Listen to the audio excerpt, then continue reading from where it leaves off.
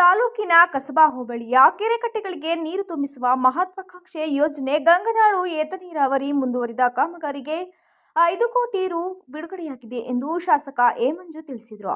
ಇಂದು ಗಂಗನಾಳು ಏತ ನೀರಾವರಿ ನಾಲೆಗೆ ನೀರು ಹರಿಸುವ ಕಾರ್ಯಕ್ಕೆ ಚಾಲನೆ ನೀಡಿ ಮಾತನಾಡಿದ ಅವರು, ಸುಮಾರು 88 ಕೆರೆಗಳಿಗೆ ನೀರು ತುಂಬಿಸುವ ಯೋಜನೆ ಇದಾಗಿದ್ದು 44 ಗ್ರಾಮಗಳ ಕೃಷಿ ಜಮೀನಿಗೆ ನೀರು ಹರಿಯಲಿದೆ. ಇದರಿಂದ ರೈತರು ನೀರಾವರಿ, ಅರೆ ನೀರಾವರಿ ಬೆಳೆಗಳನ್ನು ಕೈಗೊಂಡು ಆರ್ಥಿಕವಾಗಿ ಸಬಲರಾಗಬೇಕೆಂದು ಸಲಹೆ ಮಾಡಿದರು. ಈ ಯೋಜನೆ ವ್ಯಾಪ್ತಿಯ ಉಳಿದ ಕೆರೆಗಳಿಗೆ ನೀರು ಹರಿಸುವ ಕಾಮಗಾರಿಯನ್ನು ಕೂಡಲೇ ಕೈಗೊಳ್ಳಬೇಕು ಎಂದು ಸೂಚನೆ ನೀಡಿದರು. ಈ ಸಂದರ್ಭದಲ್ಲಿ ಇಂಜಿನಿಯರ್ಗಳಾದ ಸಿದ್ದರಾಜು, ಸಂದರ್ಶ್, ಶಿವಕುಮಾರ್, ಮುಖಂಡರಾದ ನಟೇಶ್, ಜಯರಾಮ್, ಕೇಶವ, ಯೋಗೇಶ್, ಶ್ರೀನಿವಾಸ್ ಇದ್ದರು. ನ್ಯೂಸ್ 5 ರವಿದುಮಿ.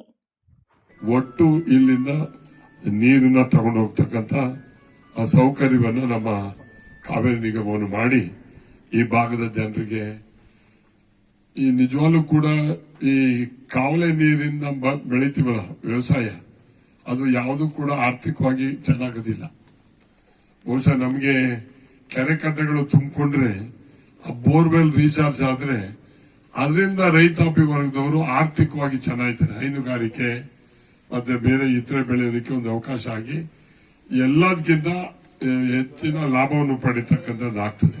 ಇನ್ನು ಇದ್ರ ಜೊತೆಗೆ 18 ಕಿಲೋಮೀಟರ್ ಅಡಿಷನಲ್ ಯಾವ್ಯಾವ ಕೆರೆಗಳಿಗೆ, ಕಟ್ಟೆಗಳಿಗೆ ಅದಕ್ಕೆ ನೀರು ಹೋಗ್ತಿರ್ಲಿಲ್ಲ, ಅದಕ್ಕೂ ಕೂಡ ಈಗ 5 ಕೋಟಿ ರೂಪಾಯಿನ ಹಣವನ್ನು ಬಿಡುಗಡೆ ಮಾಡಿ ಅದು ಕೂಡ ಈಗ ಕೆಲಸವನ್ನ ಪ್ರಾರಂಭ ಮಾಡ್ತಾರೆ. ಕೆಲವರು ರೈತರು ನಮ್ಮೂರಿಗೆ ಬಂದಿಲ್ಲ, ಅದಿಲ್ಲ ಅಂತ ಹೇಳ್ತಾ ಇದ್ರು. ನಾನು ಒಂದು ಮನವಿಯನ್ನು ಮಾಡಿ ಈಗ ಇದಲ್ದಲೆ ಮತ್ತೆ ಈಗ ಬಂದಂತ ರಸ್ತೆಗಳು ಕೂಡ ಈಗಾಗಲೇ ಪ್ರಾವಿಷನ್ ಮಾಡಿಕೊಟ್ಟಿದ್ವಿ, ಇದಕ್ಕೂ ದುಡ್ಡು ಕೊಟ್ಟಿದ್ವಿ. ಮತ್ತೆ ಇನ್ನೊಂದು 1 ಕೋಟಿ 20 ಲಕ್ಷ ರೂಪಾಯಿನೂ ಕೂಡ ಎಕ್ಸ್ಟ್ರಾ ಕೂಡ ಹಣ ಬಂದಿದೆ. ಅದು ಏನು ಮಾಡಿ ಹೇಳಿದೀನಿ, ಎಲ್ಲಿಂದ ಎಲ್ಲಿಗೆ